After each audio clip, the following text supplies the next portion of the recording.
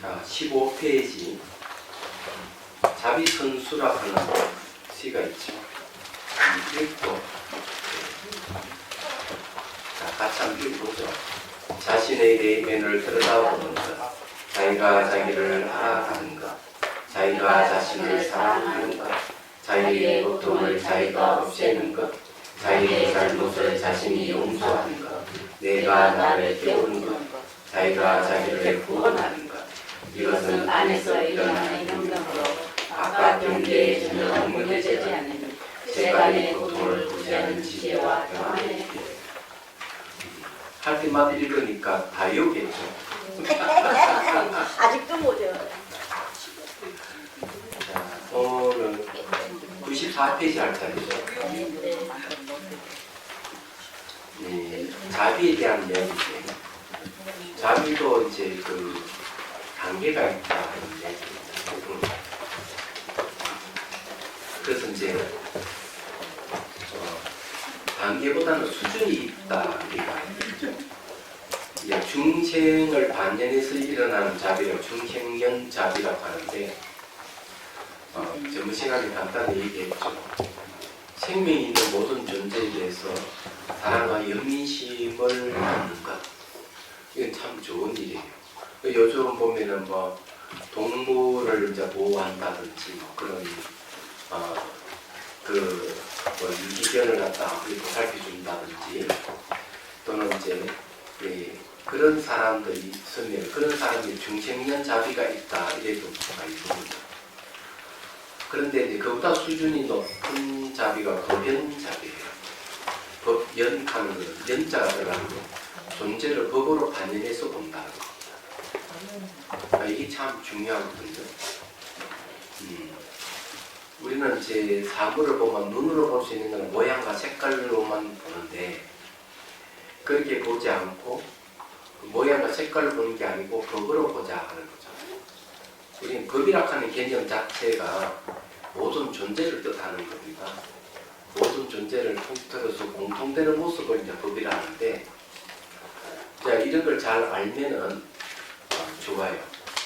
그래서 이제 모양과 색깔로 보게 되면은 반드시 거기에는 불평등이 생길 가능성이 많아요. 근데 법으로 보게 되면은 평등하게 대할 수가 있는 겁니다. 그래서 이제 이 7가지 중에서 제일 먼저 보면은 정념이 있고, 두 번째가 뭔가만 택법이라는 거죠. 택법. 네, 택법이라는 건데 이 법을 선택한다는 말입니다. 내가 알아차림을 하는데 대상을 알아차림하는데 그 알아차림하면서 법을 선택하는 게 참 중요하다. 그래, 이 법이 뭐냐? 기본적으로는 시간적으로 끈이 변하는 무상, 네. 공간적으로 상을 의존하고 있는 것, 네. 네, 이런 게 중요하거든요. 그 다음에 이제 자성이 없는 공이라든지 자아가 없는 무아, 또는 오염된 사물은 괴롭다는 고, 이런 건 전부 법입니다. 여기 보면 이제 무상, 고, 무아, 삼법인 기본적이 들어가 있죠. 이런 건 참 공통되어 있는 모습이에요. 이 사람이든 동물이든 집이든 모든 존재는 모든 것들은 변한다. 그래 모든 존재가 공통되는 거죠. 그리고 모든 존재는 공간적으로 상호 의존하고 있다. 또 시간적으로 변화하고 공간도 상호전하고 있기 때문에 독립된 개체는 존재하지 않는다. 무아라든지 자성이 없는 공, 이걸 얘기합니다. 이걸 모르고 이런 법을 모르고 사물을 소유하려고 했을 때는 반드시 괴로움이 따른다. 이것도 진실이에요. 근데 이 택법, 법을 선택할 수 있는 힘이 있어야 돼요. 그래서 알아차림을 잘하면 우리가 대상에 대해서 내가 알아차림했으면 그 다음 이 대상에 대해서 법을 선택하는 알아차림이 돼요. 그게 택법이에요. 택법각지라고 하는 거죠. 마찬가지로 법을 선택하는 힘이 있으면은 사람이든 동물이든 무정물이든 전부 다 법으로 본다. 이게 아주 좋아요. 그래서 여기서 이야기하는 그런 내용입니다. 사랑과 연민심을 내가 가지고 상대를 어떻게 대할 것이냐, 법으로 대할 것이냐 아니냐가 아주 중요해요. 자, 세 번째, 무연자비가 있어요. 무연. 반전할 대상이 없어요. 무연이라고 하는 건 결국 인식 대상이 없다는 거예요. 근데 무연자비는 어떤 뜻이 있는가 하면 우리가 여기서 법연자비는 그래도 대상을 법으로 대하는 게 있는데 무연자비는 한 발 더 나아가면 그 대상마저 없는 거예요. 주관과 객관을 완전히 떠나는 걸 얘기해요. 그게 평등이에요. 그래서 이제 이 무연자비가 최상의 자비예요. 이야기하자면 이제 법의 실상을 체험하고 난 뒤에 우리가 대상을 대하는데 이거는 경지가 필요한 거죠. 자, 무연자비는 이제 그 필경에 공하다하는 이치를 알아야 돼요. 그래 이제 무연자비가 생깁니다. 그러면 공이라 하는 말은 한가밖에 없고 주관과 객관이 없어요. 기본적으로. 그러니 수행할 때 이제 이런 거는 어떻게 되는가 하면은 제일 먼저 이제 마음이라 하는 것이 무엇인지를 관찰해야 돼요. 그러면서 이제 구조심을 거쳐서 선정을 얻고 선정을 의지해가지고 오온을 분석하는 거예요.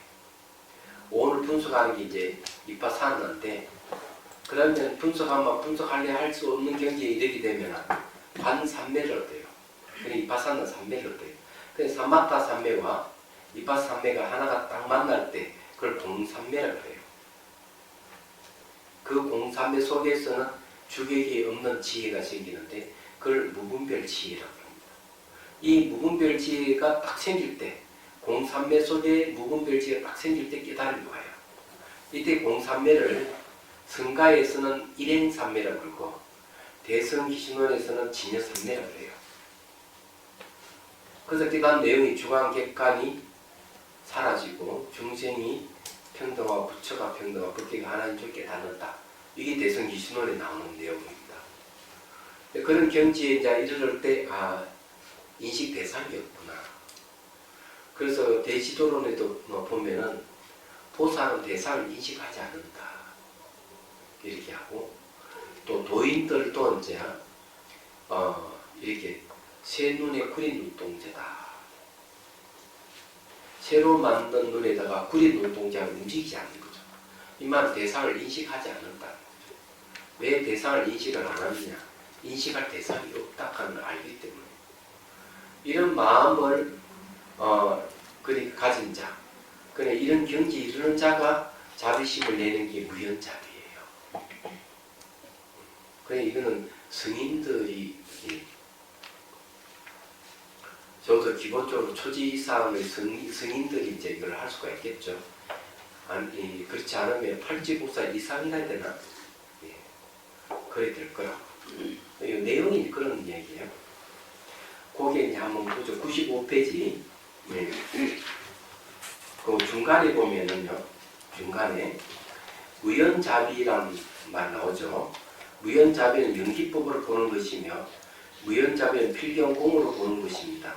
자비의 대상이 본래 존재하지 않음을 알기 때문입니다.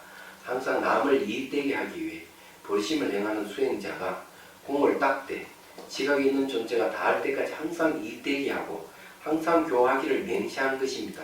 그러나 지각이 있는 존재를 구제하는 것이 필경공이라고 집착한다면 집착하는 이 마음을 반조하여 결정코 필경공이라는 마음도 버려야만 자비의 대상이 본래 존재하지 않아 자연히 모든 존재를 고통에서 벗어나게 하는 것입니다. 이게 이제 무연자비예요. 이건 쉽지 않지만은 인식 대상이 없는 줄을 알고 구제한다는 것은 중요해요. 그래서 금강경에 대승정종본에 그런 얘기 나오죠. 중생을 구제도 구제했다는 생각을 갖지 말아라. 중생이 일반이 이르도 한 중생도 일반이 이런 자가 없다. 이렇게 얘기합니다. 그렇기 때문에 중생을 구제도 구제했다는 생각을 가지면 안 되는 거예요. 왜냐하면 중생 구제하는 보살이나 중생은 평등하기 때문에. 그리고 부처도 없고 중생도 없는 그 자리에는 구제하고 구제받는 주객이 본래 없어요. 얘기하자면. 그래서 이제 중생 구제하는 입장에 봤을 때는 마음목이 힘주고 내가 너를 구제해 준다고 참 권위를 내세우겠지만은 그런 식으로 권위를 내세워서 중생 구제하는 자는 법을 모르는 자예요. 법 자체가 주객이 없어요. 그렇다면 모습은 중생을 구제하고 구제를 받는 자가 있지만 본질적 입장에서는 그거 존재하지 않는다는 걸 알고 해야 된다는 거죠. 그게 이제 대승정종본에서 하는 이야기예요. 그 관계에서. 그 이제 이 법연잡이라고 하는 것은 그런 뜻에서 이제 여기 되고 있지 않나 이렇게 보는 겁니다. 자, 96페이지에 넘어가죠.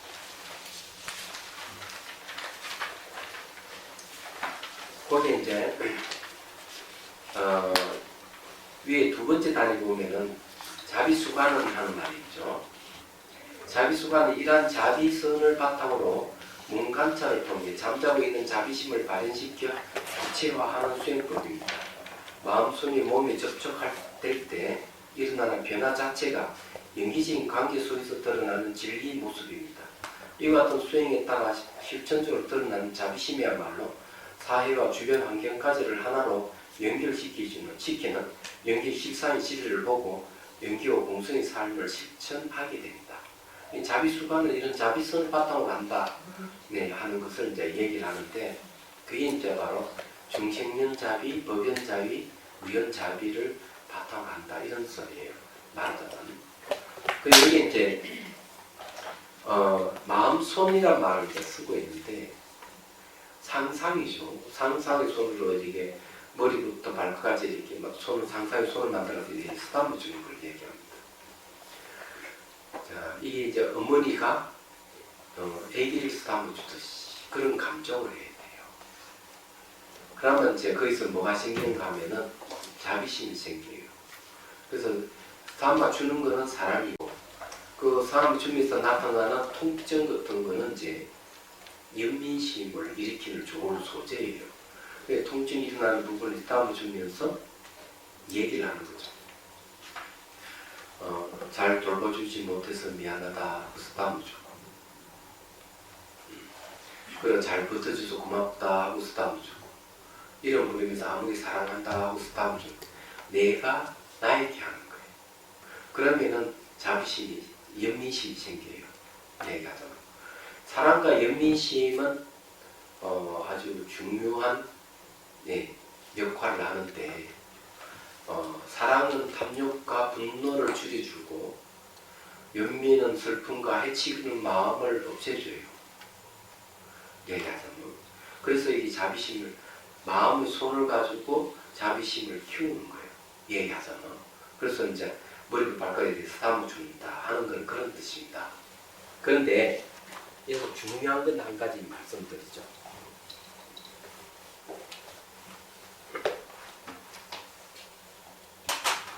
중요한 건 이제 뭔가 하면은 미안하다, 고맙다, 사랑한다 하는 말을 내가 나에게 하는 것이 왜 중요하냐 하는 거죠.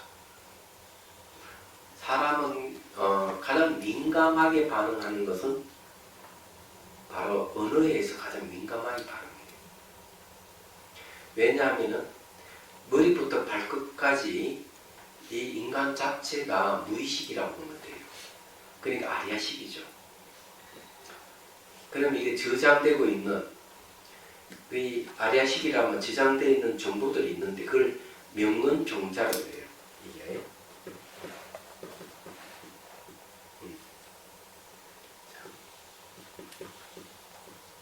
명은 종자라 하는데 이거는 명칭이잖아요. 명칭. 이건 언설인데 명칭과 언설로 이루어진 정보라는 소리입니다.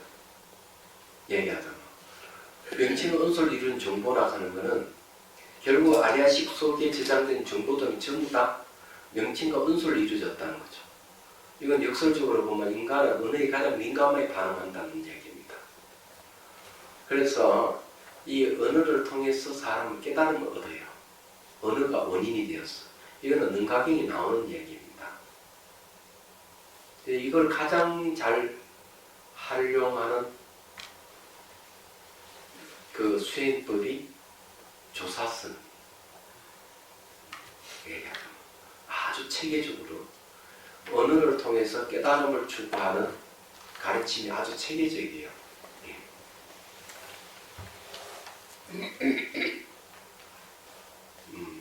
자, 그 중에서 이제 응구라고 그러죠. 응구 중에서 이제 크게 얘기하면 이런 게 있습니다. 최초의 구가 있고 말후구가 있다 이렇게 얘기해요. 그러니까 말후구라고 하는 것은 중생을 구제하는 방편이에요. 얘기하잖아. 그런데 최초의 구라고 하는 것은 뭐냐면은 본연의 마음 자성을 얘기하는 거예요. 그건 진여를 얘기하는 거죠. 최초의 구라고 하는 게. 근데 최초의 구나 말구나 똑같다 이렇게 얘기를 합니다. 근데 이런 얘기를 왜 하느냐 하면은 언어가 바로 수단이 되어서 깨달음을 얻게 해주기 때문에 그래요. 다른 이유가 있는 게 아니에요. 그래서 어록에서는 언하에 대응한다 이런 말이 많이 하죠. 경전에도 보면 부처님 법문도 바로 아란이 된 게 굉장히 많아요. 그 언어가 바로 훌륭한 방편이 되는 거죠. 근데 이걸 아주 체계적으로 얘기한 게 바로 이 선종에서 이 응구를 가지고 깨쳐가는 과정을 상세하게 기록을 하고 있어요. 근데 그런 것 중에서 이제 앞에도 한번 얘기했지만 살인거민이 활인거민이 하는 말을 쓰는 거죠. 그 응구에는 모든 번뇌를 다 없애는 응구가 있다는 거지. 얘기하자면. 또 한편으로는 어떤 조사의 응구는 모든 거 다 살려내는 그런 응구가 있는 거예요. 다 이렇게 번뇌를 없애는 응구와 진리를 현현하는 응구가 있는 거죠. 얘기하자면. 그래서 모든 번뇌를 싹 다 잘라내버리는 응구는 이제 가지고 깨달음 얻으면 그건 열애선이라고 그러고, 어떤 조사의 응구를 딱 듣고 깨달음을 얻었다 그러면은 모든 살려내는 이 진여를 현현시키는 불성을 현현시키는 응구를 듣고 깨달았다 이러면 그걸 조사선이라고 그래요. 얘기하자면. 그러니까 이 다 살려내는 응구 속에는 번뇌를 다 기본적으로 다 없앤 것을 바탕으로 해서 진실을 현현하는 것이기 때문에 이때 진리를 현현하는 응구를 가지고 깨달아서 얻어낸 조사선으로 최고로 쳐주는 거예요. 그런 걸 이제 산은 산이요 물은 물이다 하는 경계를 얘기합니다. 그 이제 시부도에서는 반본환원이라고 해요. 그래서 조사 응구인 그런 게 있다는 거죠. 그러면 뭐 예를 들어 그런 게 뭐가 있느냐면 있죠. 1700공안이라고 하는 게 그래서 나옵니다. 공안이라고 하는 조사의 응구를 얘기합니다. 이 응구를 이용해서 깨달음을 얻는 방법을 제시한 게 뭐냐면 가나스입니다. 얘기하죠. 그래서 이걸 갖다가 제1구, 제2구, 제3구 이렇게 얘기를 나누어서 설명을 하는 거죠. 이런 걸 체계적으로 잘 설명하고 있는 어록이라 해야 되나? 네. 그게 이제 백파선사의 선문수경 같은 거, 대표적인 겁니다. 얘기하자면. 그 다음에 이제 그런 걸 가지고 또 얘기하고 있는 그 서로 연장성산이 있는 것은 바로 잘 알다시피 성가기감이 있어요. 성가기감 이후에 이제 선문수경이 나왔지만 그런 게 전부 다 알고 보면은 그 교과서예요. 선의 교과서인데 그 응구에 대해서 잘 얘기를 하고 있는 거죠. 그러면 이거는 조사선임만 이렇게 하는 건 아니다. 부처님 가르침에 대해서 성가기경이 또 이렇게 얘기하죠. 부처님 가르침은 활대와 같고 조사의 가르침은 활줄과 같다. 이렇게 얘기해요. 활줄은 직설, 주화를 하는 거죠. 부처님과는 활대와 같다 하는 아주 자비심 있게 자세하게 설명하는 걸 얘기하는 거예요. 근데 어쨌거나 응구를 이용해서 깨닫게 하는 것은 조사선이든 또 뭐 부처님이 초기불교도 가르침이든 아무 상관이 없어요. 조사의 응구든 부처님 응구든 관계없어요. 응구는 다 우리 깨달음을 갖다 준다. 얘기할 수 있는 겁니다. 그래서 제가 또 왜 이제 응구에 대한 얘기를 했나 하면은 결국 언어가 인간에 미친 영향이 굉장히 지대하다는 얘기예요. 법문을 듣고 바로 깨달음을 얻을 수 있기 때문에. 근데 이 자비수관이 또 마찬가지로 나의 심리를 치유하는 데 있어서 미안하다, 고맙다, 사랑한다는 말을 쓰면은 그것이 자기에게 위로가 되는 거예요. 자기 심리를 안정시키는 중요한 역할을 하는 거죠.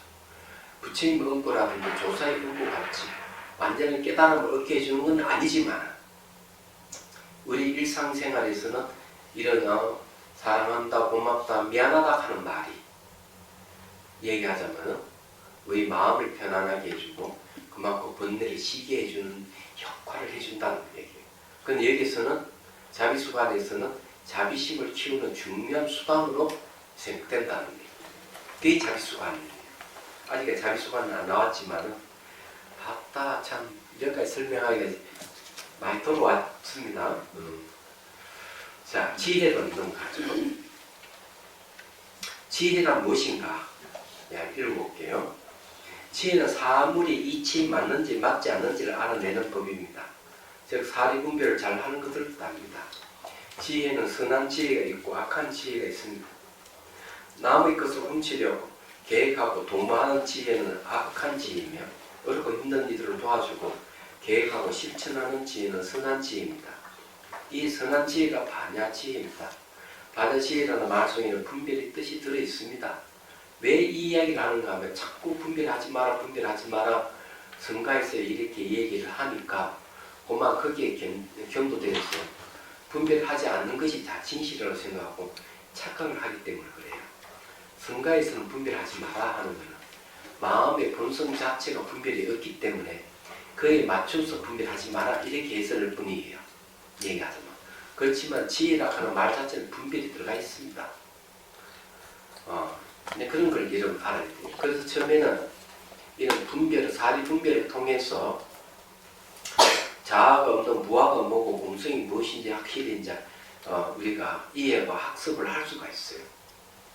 그 다음에 수행을 통해서 이런 분석하는 힘을 발휘해서 무분별 지혜로 들어가는 거예요.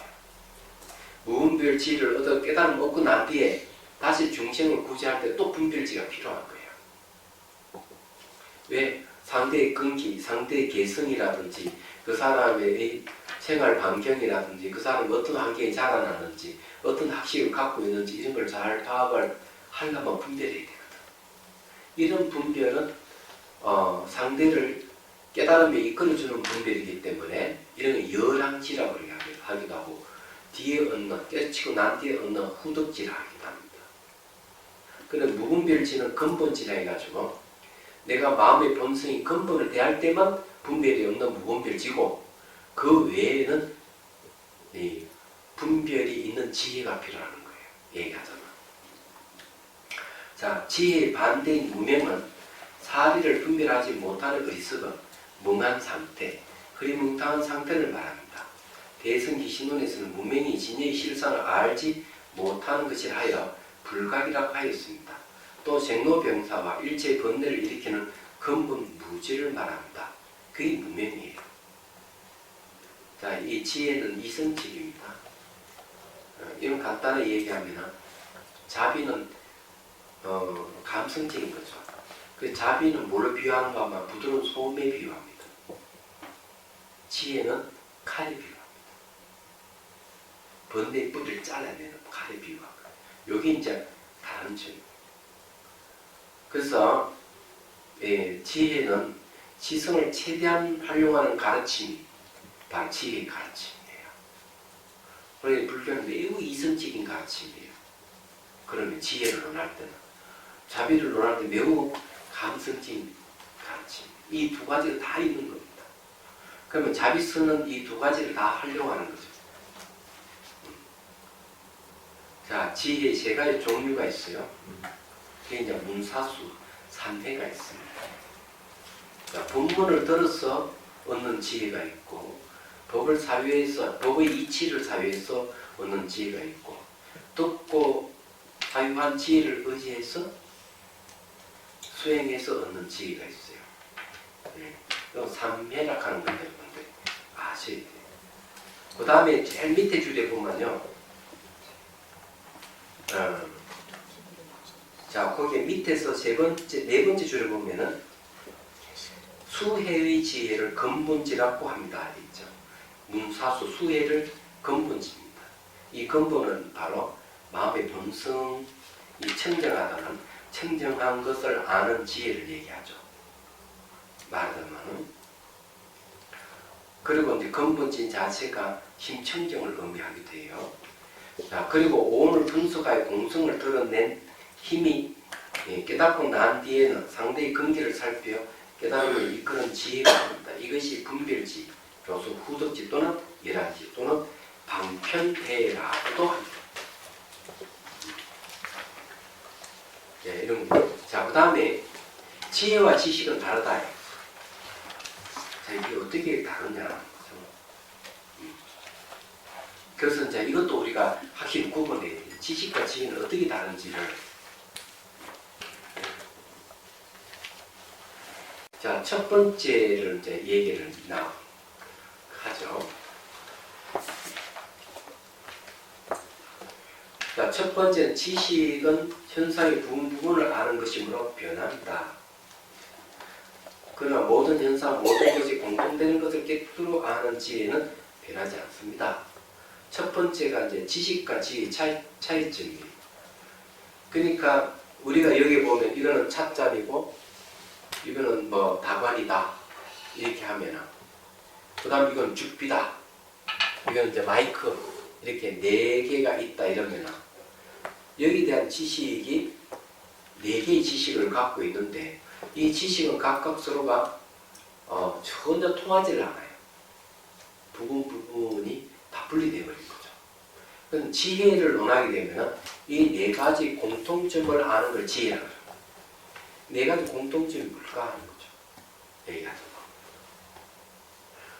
자, 4가지 공통점은 변한다는 데 지혜의 대상이 법이기 때문에 그래요. 찻잔도 변하고 다관도 변하고 죽기도 변하고 마이크도 변하고 사람도 변하고 집도 변하고 도시도 변하고 지구도 변하고 우주가 변하고 이렇게 모든 점이 공통된 걸 아는 것이 지혜입니다. 지식은 공통되지 않는다. 그죠? 이 차이점. 자, 둘째는 지식은 사고 팔 수가 있어요.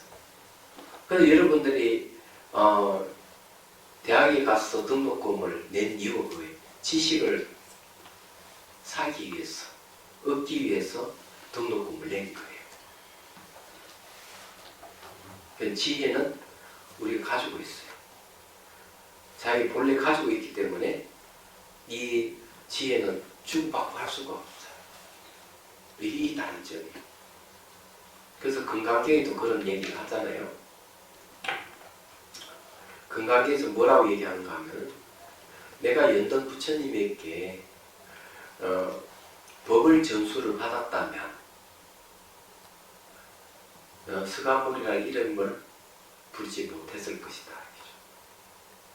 아니, 그러면 당연히 연던 부처님이 법을 전수받았기 때문에 스가모니 부처님이라고 이름하는 것이 정상일 텐데, 그렇죠? 지혜는 누구에겐 다 갖추고 있는 거예요. 중생이든 부처든 상관이 없어요. 공통되는 거예요. 얘기하잖아. 그래서 그것은 주고받고 할 수 있는 게 아니기 때문에 그래서 건강에서 그 얘기를 하는 거죠. 그래서 하은경이 또 뭘 얘기하냐. 참으로 기이하고 기이하구나. 내가 깨닫고 보니까 참으로 기이하다. 나만이 부처의 지혜가 있는 줄 알았는데 깨치고 보니까 일체 모든 중생들도 다 부처의 지혜를 다 갖추고 있구나. 그러면 이 지혜는 주고받고 할 수 있는 게 아니죠. 그래서 이제 비유를 들어서 하는 얘기가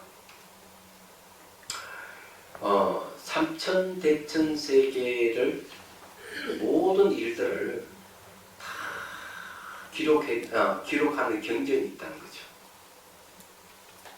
얘기하자면 그것이 어디 있는가 하면 바로 티끌 속에 있는 거예요. 티끌 속에. 그 티끌을 쪼개면은 그 경전을 볼 수가 있어. 그건 티끌에 별 볼일 없다고 생각했는데 하나의 티끌 속에 우주를 다 알 수 있는 게 가득 들어있다는 거죠. 마찬가지, 그런데 비유에 마찬가지로 우리 중생은 티끌같이 별 볼일 없는 존재에도 불구하고 그 속에 들다 보면 일체 모든 걸 다 아는 일체 종지를 갖추고 있는 열애지가 다 있다. 이렇게 얘기를 하는 거죠. 그래서 지식은 주고받고 이렇게 할 수 있는데 지혜는 주고받고 할 수가 없어. 우리 갖추고 있기 때문에. 거기에 뭔가 하면은 이 둘째 이유예요. 셋째 이유는 지식은 소유할 수가 있어. 그러나 지혜는 소유할 수가 없는 거예요. 본래 갖추고 있기 때문에 소유한다는 말을 안 하는 겁니다. 그게 세 번째 이유예요. 그래서 여러분들이 이렇게 지혜를 다 갖추고 있는 거예요. 다만 그것을 개발을 못했을 뿐이죠. 네 번째, 지식은 그 사회라든지 또는 시대의 흐름에 따라서 많아지기도 하고 적어지기도 해요. 그런 지식은 어떤 거는 계속 내려오다 어떤 거는 소멸해 버리는 수도 있어요. 그런 게 대표적인 게 어떤가 하면은 오래돼서 잊어먹었는데 옛날에는 번개가 치면은 신이 노해가지고 번개를 쳤다 이랬어요. 그래서 다 지식을 받아들였어요. 그런데 미국의 그 누군지 모르겠네. 그 사람은 과학자인데 그는 안에 전기적 작용이 지르지 않는다. 이게 피레침을 만들었잖아요. 네. 그러면은 그 이후부터는 번개는 신이 노염에서 치는 게 아니라 하는 걸 알게 됐죠. 그런 지식이 없어버린 거예요.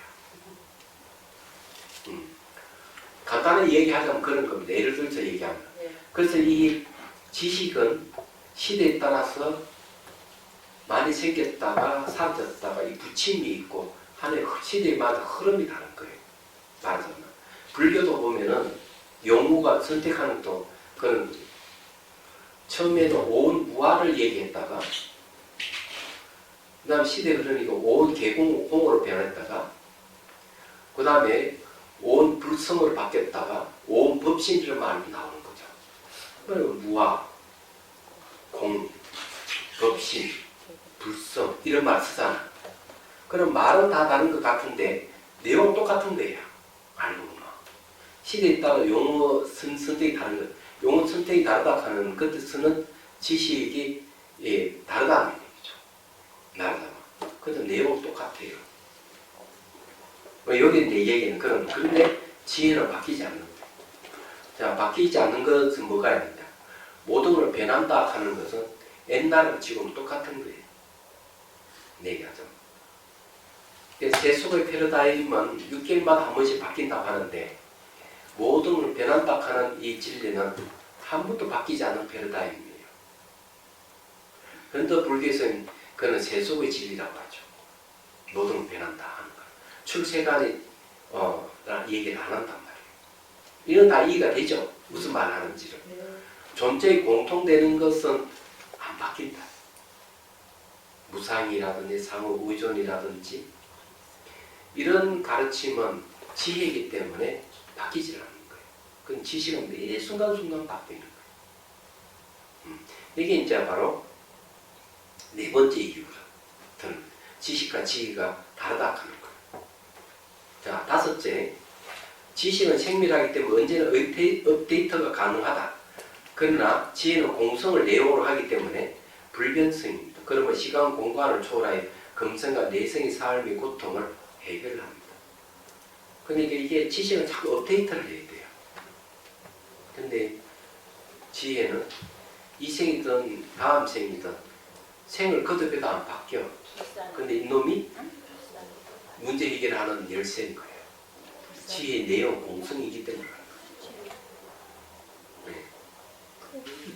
그래서 저게 그전에 벌써 94년도, 95년도인가 기억도 잘 안 나는데 조계종에서 저게 뭐야, 저게 어디 뭐 조계사에서 회의를 했어. 그게 이제 교육원하고 총무원하고 합작을 해서 만든 게 뭐냐면 성가교육개혁추진위원회를 만들었어요. 이게 옛날에 한번 얘기한 건데 그래가지고 이제 저는 선음, 강원, 유는 다 그냥 모여가지고 이제 그 성가교육개혁추진위원회에 만들어가서 그 위원들이 모여서 회의를 하고 이래 했는데 도급 스님이 원장으로 제가 부위원장으로 그랬는데 이제 좀 싸웠지, 다투었지.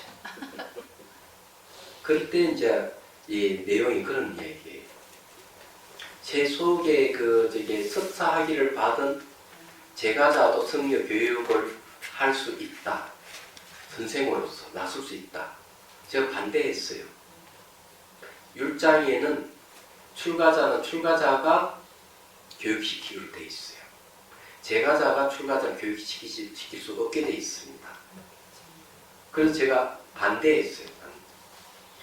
그래가지고는 이제 그러면은 강사 스님들이 많이 결정하면 들어주겠다 해가지고 해인사에서 전국 강원 교직자 회의를 열었어요.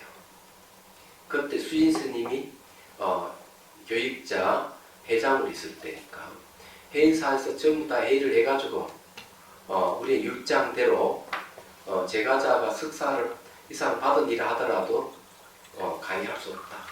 안 된다. 해가지고 이제 그걸 이제 상정을 했는데 회의 때 참석해서 보니까 우리가 올린 것을 채택을 하지 않는 거예요. 그래서 이제 얘기를 한 거죠. 제가 왜 안 했느냐. 그러면서 제가 그런 얘기를 했어요.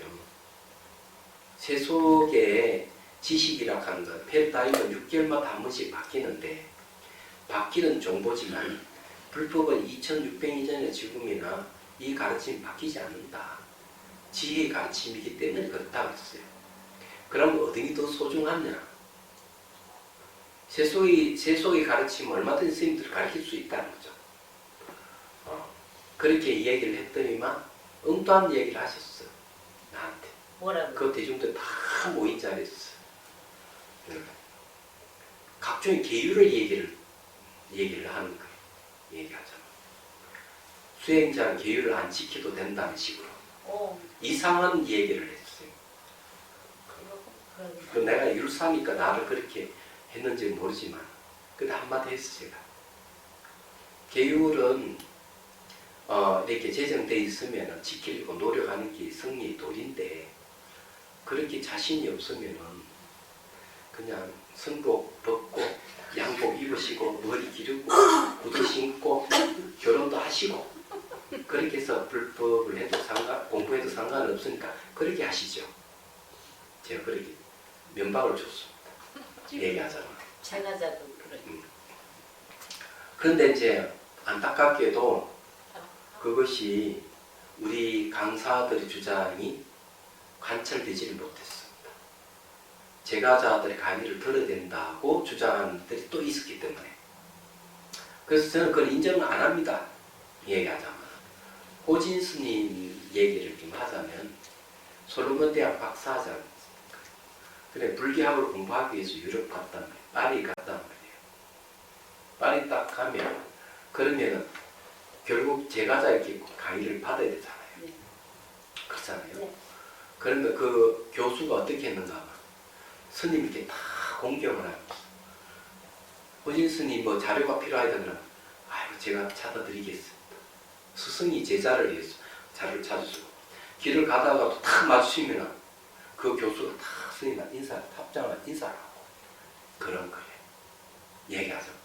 제가자로서 스님을 가리키지만 스님으로서 예의를 다 해주는 거예요. 네. 만일에 저는 그렇게 생각해요. 이 불자라면서 세속 교수로서 스님들 예우를 하지 못하는 것은 스님들에게도 책임이 있다 이렇게 봅니다. 얘기하자면 자, 그런 것, 네, 저는 그렇게 생각해요. 스님들이 좀 이렇게 계율을 좀 잘 지키고 그리고 이제 이 등망이 있고 이러면은 다 그렇게 할 건데 저는 그런 생각을 하게 됩니다.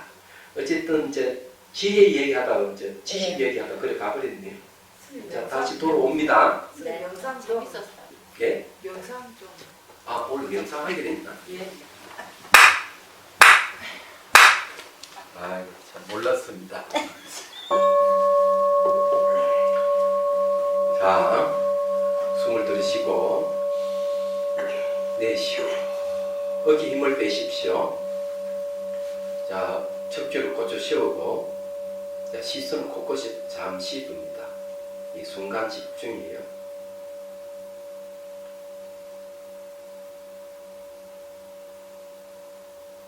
눈을 감고 자, 가슴에서 하얀 연꽃 봉우리 쭉 솟아서 정수리에서 활짝 핀다고 상상하세요.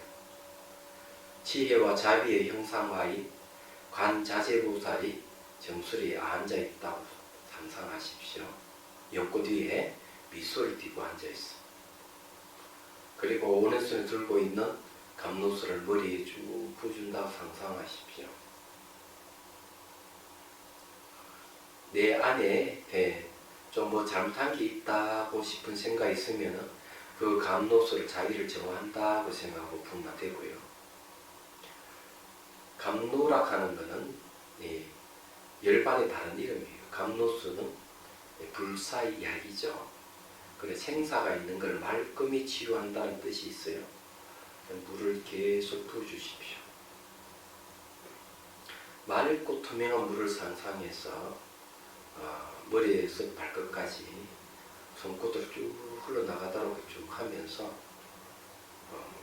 지켜봐야 됩니다. 뭔가 마음이 어떻게 바뀌어가는가 봐야 돼요. 그 변화를 보기 시작하면 이제 지혜가 생기는 거예요.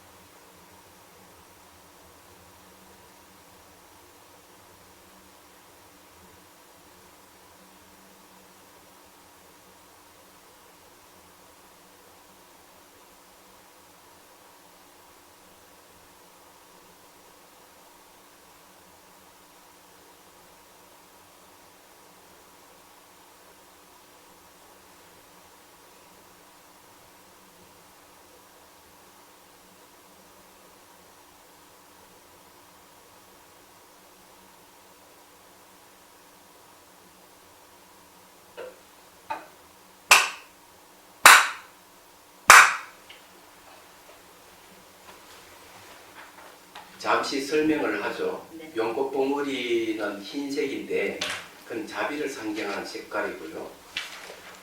연꽃은 이제 이게 정수리 핀다하는 깨달음을 상징하는 거예요. 그래서 저 원칙선님께서 깨달음을 이렇게 표현, 잠에서 깨듯이 연꽃이 피듯이 이렇게 표현을 해요. 그 다음에 왜 하필 가슴에서 이렇게 올라가느냐 하는 게 있는데, 의식은 수행해보면 아시겠지만 의식이 머리에서 가슴으로 오기도 해요. 그래서 가슴하고 머리 쪽으로는 서로 연결되어 있습니다. 일부러 상징적으로 그렇게 해본 거고요. 그 다음에 이제 이미지를 떠올리는 것은 잘 안 되시는 분은 안 떠올려도 상관없어요. 근데 이거는 이제 자비와 지혜의 형상화라고 생각하고 그렇게 떠올리는 거고요. 이미지를 잘 떠올리고 생생하게 할 수 있으면 벌써 관이 익어져 있는 겁니다. 그건 이제 관상법의 일종이에요. 그래서 이런 거는 이제 세속 사람들에게는 잘 맞아요. 얘기하자면. 그래서 이제 가볍게 우리가 집중할 수 있는 방법. 근데 물은 뭔가 하면 결국 자기 마음이죠. 맑게 투명한 이 물을 쭉 흘러보내서 몸에 접촉을 한다는 것은 반드시 반응을 하게 돼 있어요. 상상이라지만 꿈과 상상과 현실은 같다고 얘기했죠. 왜 같느냐면 꿈속에도 사물을 인식하고 상상 속에도 사물을 인식하고 현실도 인식하기 때문에 인식의 결과는 반드시 나타나게 되어 있습니다. 그래서 마음이라는 물이 몸에 접촉했을 때 반드시 반응을 하게 되고 그 일어나는 것을 잘 이렇게 관찰을 할 때 우리는 이제 쉽게 이 무상을 이해하게 되죠. 얘기하자면. 그래서 뭔가 마음이 일어나는 현상을 관찰하는 게 이빠사나예요. 단지 이제 관상법을 잠시 응용해서 했을 뿐입니다. 그래 하다 몸 사라져 버리면은 모든 이미지를 떠올리는 다 버리고 엉덩이 감각 관찰을 하고 감각 관찰하면 머물지 않는 그 감각에 머물러 있으면 이제 사람이 점점 좀 무심해지기 때문에 생각이 나면 연기적각을 하면서 망상을 없애는 거죠. 망념을. 그러면 이제 무심 공부로 들어갈 수가 있어요. 바로. 근데 그렇게 되기 때문에 그냥 방편이다 이렇게 생각을 하시면 좋아요. 그 다음에 이제 이 여섯째 보세요. 여섯째. 지식은 어느 문자의 근감으로 통찰력이 부족합니다. 그러나 지혜는 어느 문자에 의지하지 않으므로 통찰력이 있습니다. 요 말은 뭔가 하면 어느 문자에 이제 근거하면 통찰력이 부족하다 했는데 어느 문자에 근거하면 통찰력이 부족하는 게 아니라 착각과 왜곡이 일어날 수가 있어요. 이거는 바꿔야 됩니다. 착각과 왜곡이 일어날 수가 있다.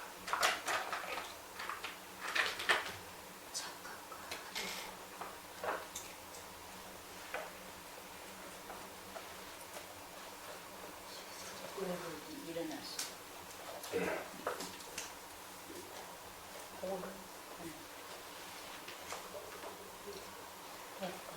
그런데 이제 그 어느 문제 의지하지 않고 바로 이제 의지하지 않고 통찰하기 때문에 이거는 이제 확실히 근거가 분명해질 수가 있어요. 어느 문자를 근거로 하는 건 추론이거든요. 지식은 이제 바로 이 추론을 근거로 해서 발휘가 될 수 있는데 직관을 있는 것으로 보는 힘에 의해서 나타난 진실을 근거를 하지 않으면 착각과 왜곡이 반드시 일어나지. 어느 문자를 근거하기 때문에 이제 문제가 발생할 수가 있어요. 그런데 내가 직관을 통해서 진실을 알았고 그 진실을 근거한 추론을 한다면 착각과 왜곡이 훨씬 줄어들고 더 정확해요. 그때는. 자, 그 다음에 7번째. 지식은 어느 문자에 의지하는 간접 체험이므로 추론이며 잘못된 인식이 될 수 있습니다.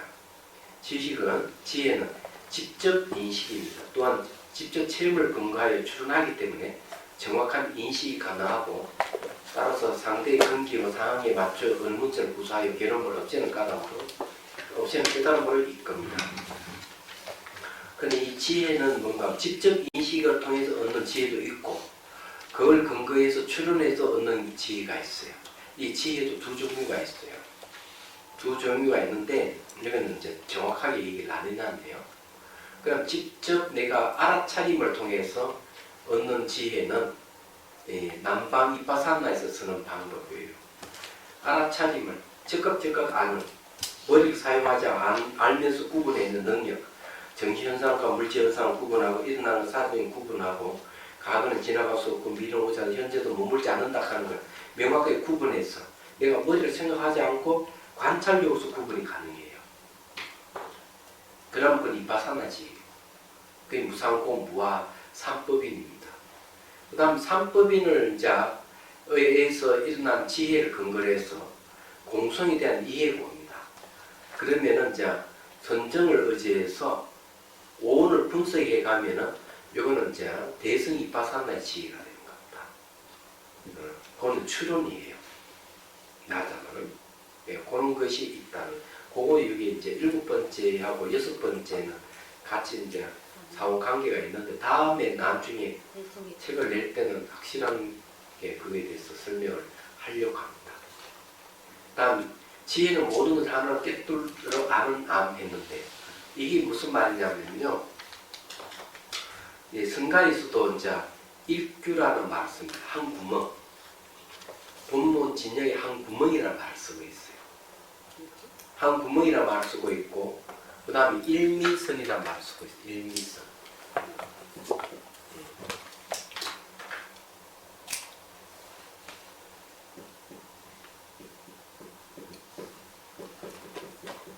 성가에서 최상의 선을 일미선이든 한맛이란 말을 씁니다.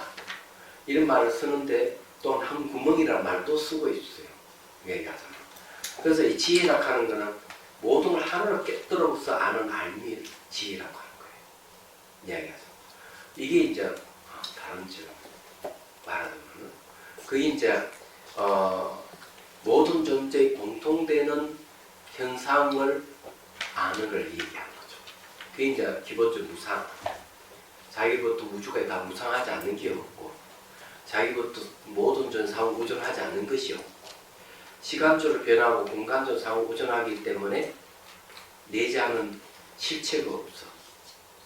무자성 공이에요. 주제하는 자아가 없어. 또 무아이기도 하고.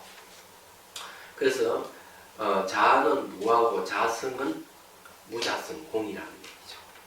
그래서 이제 이렇게 아는 걸 전부 다 지혜라고 하기 때문에 하나를 깨뚫는다 이렇게. 그래서 하나를 깨뚫어서 아는 지혜에서 나타나는 이 세계를 전부 다 한 맛으로 표현이 가능한 그걸 일미선이라는 거예요.